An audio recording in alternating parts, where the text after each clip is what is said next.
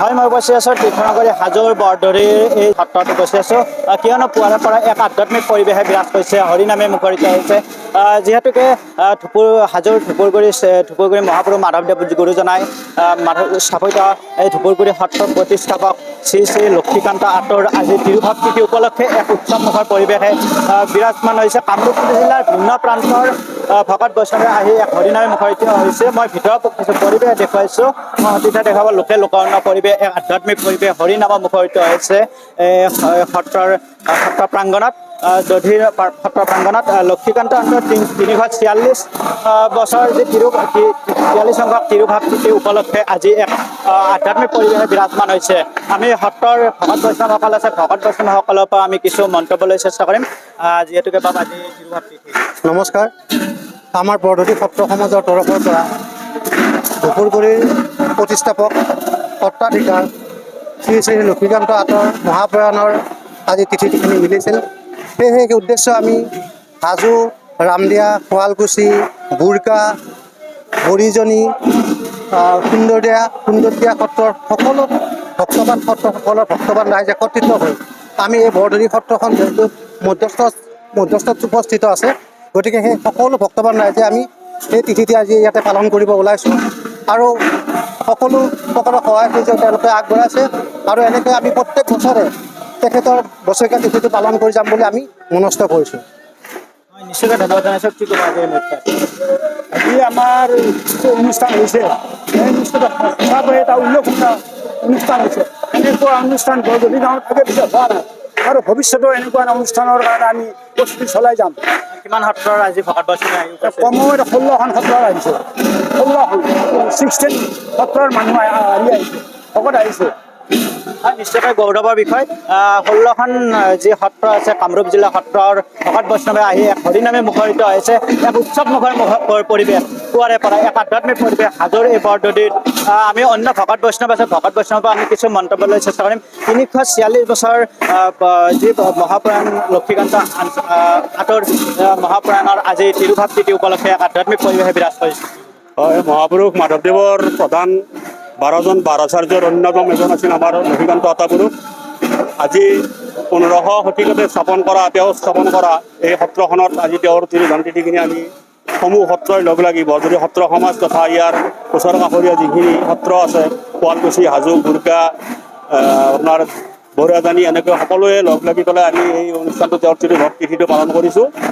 আৰু এই তিথিটো পূৰ্বতেও আমাৰ পূৰ্বপুৰুষসকলে পালন কৰি আহিছিল, কিন্তু যিহেতু আগত দুৰ্গম ৰাস্তা ঘাটৰ কাৰণে তেওঁলোক একেলগ হোৱাত অলপ অসুবিধা আছিল। সেইকাৰণে এইটো মাঘৰ ভীষ্ম একাদশীত ৰাজহুৱাভাৱে পালন কৰি আহিছে, আৰু সেইটো এতিয়াও পালন হৈ থাকিব।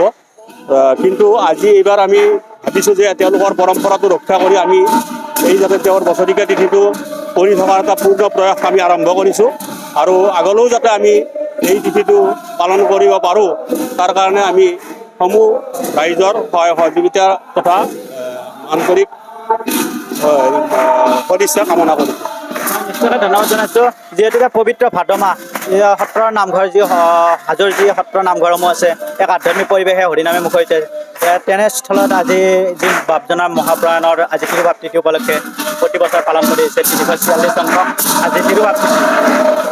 হয়তো আমাৰ যিহেতুকে বাপজনাৰ আমাৰ যিটো ধৰ্মীয় হেৰি পালন কৰা গৈছে, আমাৰ কামৰূপ ডিষ্ট্ৰিক্টৰ যিমানখিনি সত্ৰ আছে, প্ৰায় আমি এই বুঢ়া কীৰ্তন ঘৰ, আমাৰ শ্ৰী শ্ৰী বৰদৰী সত্ৰ, আগতে বুঢ়া কীৰ্তন বুঢ়ী সকলোৱে জনাজাত, কিন্তু এই সত্ৰত আজি আমি সকলো একত্ৰিত হৈ ৰাইজৰ হকে গান ৰাইজৰ সফল হওক সেইবুলি নাম ধৰ্ম অলপ আমি পালন হিচাপে নিশ্চয়কৈ ধন্যবাদ জনাইছোঁ।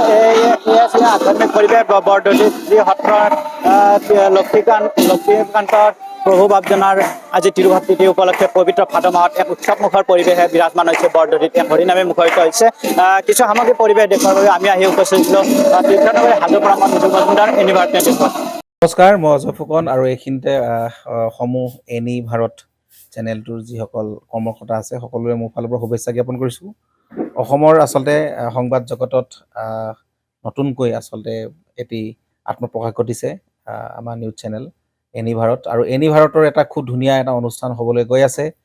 সকলোৱে জানে আমাৰ সকলোৰে মৰমৰ হাৰ্টথ্ৰব জুবিন গাৰ্গৰ গানে কি আনে আচলতে জুবিনদাৰ সেই গীতৰ আধাৰত আমাৰ হিৰুদাই লিখা সেই গীতটি গানে কি আনে এই গানে কি আনে নামৰ এটি তেওঁলোকে সাংগীতিক ৰিয়েলিটি শ্ব' কৰিবলৈ গৈ আছে আৰু 15 আগষ্টৰ পৰা গোটেই আৰম্ভ হ'ব প্ৰথম অডিশ্যন অসমৰ ধেমাজি জিলাত আৰম্ভ কৰিব গতিকে সমূহ যিসকল প্ৰতিভা আছে যিসকলে গান ভাল পায় যিসকলে তেওঁলোকৰ নিজৰ প্ৰতিভা আচলতে দেখুৱাব বিচাৰে এই ৰিয়েলিটি শ্ব'ত গানে কি আনে এই প্ৰতিযোগিতাত অংশগ্ৰহণ কৰক আৰু খুব ধুনীয়া আপোনালোকে সুবৰ্ণ সুযোগ লাভ কৰিব লগতে ইয়াতে পুৰস্কাৰ আছেই বিভিন্ন ধৰণৰ উপহাৰো আপোনালোকে লাভ কৰিব আৰু লগতে এগৰাকী প্ৰতিষ্ঠিত আচলতে এগৰাকী শিল্পী হিচাপে অসমৰ সাংস্কৃতিক জগতত আপোনালোক প্ৰতিষ্ঠা লাভ কৰিব গতিকে গোটেই অনুষ্ঠানটোলৈ মোৰ ফালৰ পৰা শুভকামনা থাকিল আৰু লগতে এই অনুষ্ঠানটোত আপোনালোকে অংশগ্ৰহণ কৰিব আমিও আছোঁ আৰু সকলোকে আমি লগ পাম ধন্যবাদ